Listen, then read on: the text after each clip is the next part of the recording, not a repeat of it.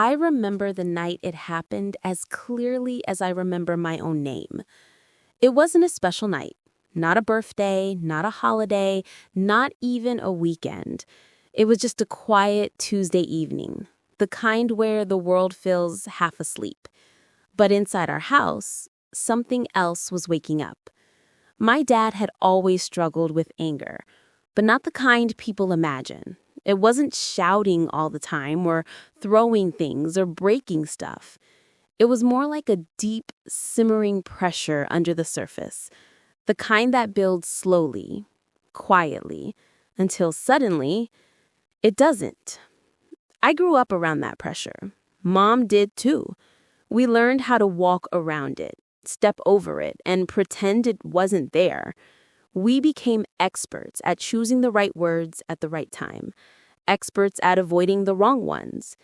But that night, none of us were prepared.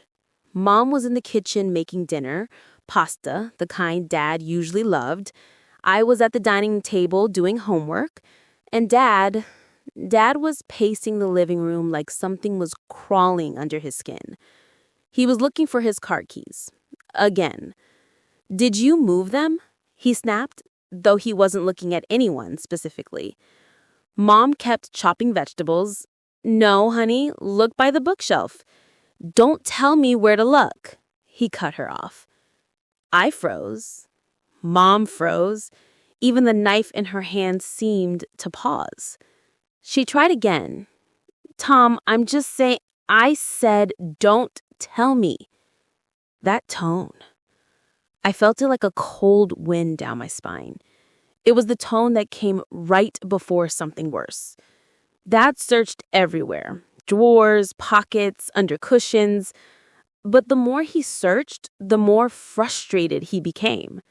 Finally, he slammed the couch cushion down so hard that dust flew up into the air. I stood up. "Dad, you need to calm down." He turned to me with eyes that didn't look like his. "Stay out of this." "I'm just trying to help." "Then help by being quiet," he shouted. My heart jumped. Mom's hand trembled around the knife. Dad rubbed his forehead with his palm like he was trying to push away a headache.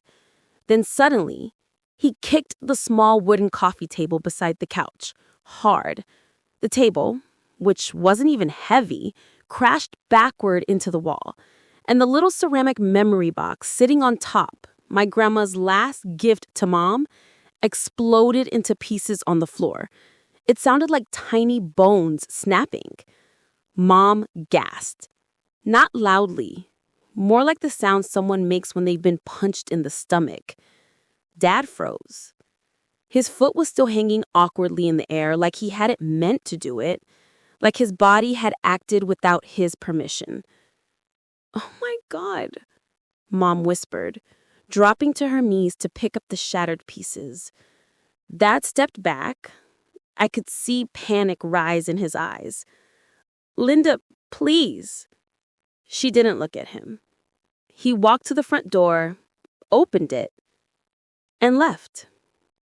Just like that. The silence he left behind felt heavier than it ever did. He didn't come home that night. I heard Mom cry in her room at around 1 a.m., quietly, so I wouldn't hear her. But I did. The next morning, we found Dad sitting on the porch. His eyes were red, his shirt wrinkled, his hands were shaking. Mom stopped in the doorway. They looked at each other like strangers. Dad swallowed hard. "I'm sorry." The words were small, but desperate. Mom didn't reply. So he kept talking. "I don't know what's wrong with me. I hate it. I hate the way I react. I hate the way I treat you. I hate myself afterwards." His voice cracked. "I don't want to be this man anymore." A tear rolled down his cheek, the first I'd ever seen from him. Mom looked away, not because she didn't care, but because caring hurt too much. For the next week, the house felt like walking through fog. Silent, heavy, confusing. Then one evening, Dad came home with paperwork in his hand. He said, "I signed up for anger management." He quietly. "And therapy." Mom stared at him, searching his face for a lie. But there wasn't one. He kept going. "I'm not asking you to forgive me. I'm asking for a chance to fix what I broke."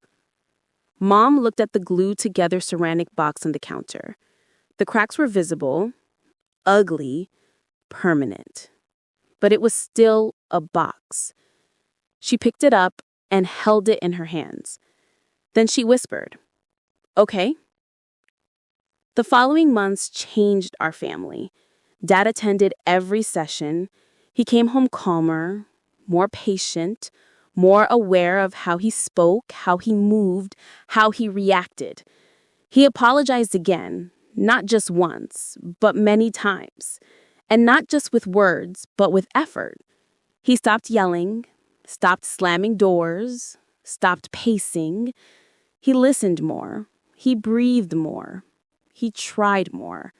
Slowly, the home I grew up fearing became a place I didn't want to leave. Now, years later, when I think about that night, I don't think about the broken table or the shouting or the shattered ceramic box. I think about something else. I think about how sometimes you have to break before you understand how to heal. My dad didn't become perfect.